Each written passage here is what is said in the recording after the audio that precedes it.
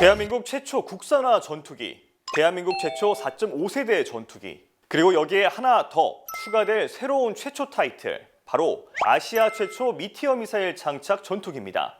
지난 10월 30일 KF-21 보라매의 무장 중 하나로 알려진 미티어 미사일의 도입 계약이 체결됐습니다.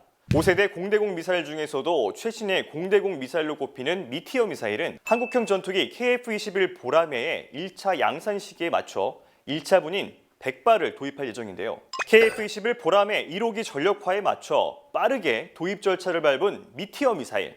그렇다면 미티어 미사일이 KF-21 보라매에 장착되는 이유는 무엇일까요? 미티어 미사일의 가장 큰 장점은 대폭 향상된 최대 사거리라고 볼 수가 있습니다. 미티어 미사일의 최대 사거리는 300km인데요. 이렇게 늘어난 사거리는 공중전에서 유리하게 작용합니다.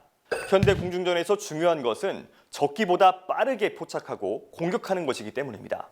미티어 미사일을 사용하면 적보다 먼 거리에서 선제 타격을 할 수 있는 거죠. 이렇게 대폭 증가한 사거리의 비결, 바로 덕티드 로켓을 장착했기 때문입니다. 여기서 덕티드 로켓이란 미사일에 다량의 산화제를 탑재하는 대신에 공기를 흡입할 수 있는 흡입구가 있는 형태인데요. 외부 공기를 흡입해 연료를 연소하고 고속으로 배출해 추력을 얻게 됩니다.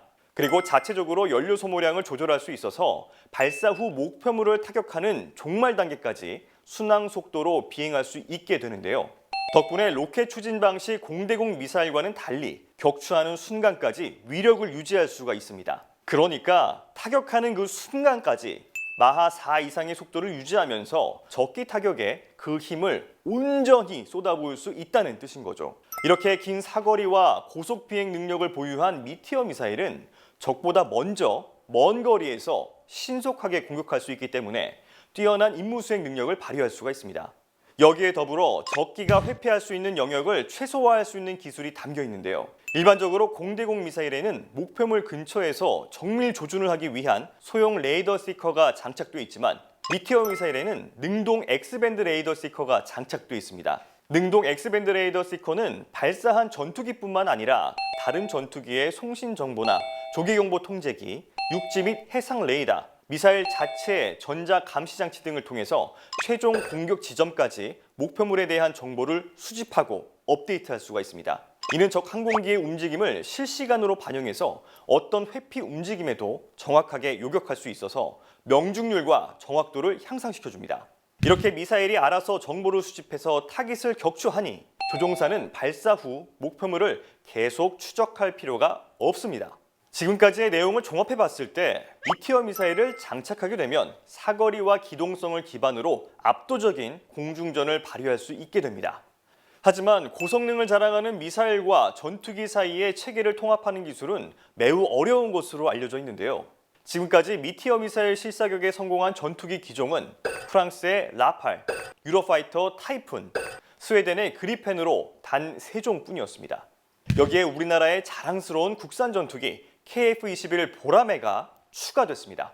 지난 5월 8일 KF-21 보라매는 미티어 미사일 실사격 시험을 성공적으로 마무리하면서 세계 4번째 미티어 실사격 성공 전투기에 등극했습니다.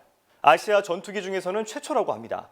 이를 통해서 KF-21 보라매의 성능을 입증한 것은 물론 신뢰성까지 향상돼서 향후 전투기 수출에도 긍정적인 영향을 끼칠 것으로 평가되고 있습니다. KF-21은 최대 폭장량 7.7톤으로 다양한 무장을 탑재할 수가 있는데요.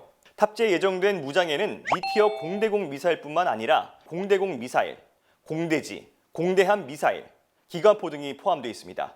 최신의 첨단 무기로 무장하게 될 KF-21 보라매. 지난 7월부터 최초 양산에 본격 착수했는데요. 하루빨리 전력화돼 우리 영공을 든든히 지켜주는 공중 전력으로 자리 잡길 기대하겠습니다.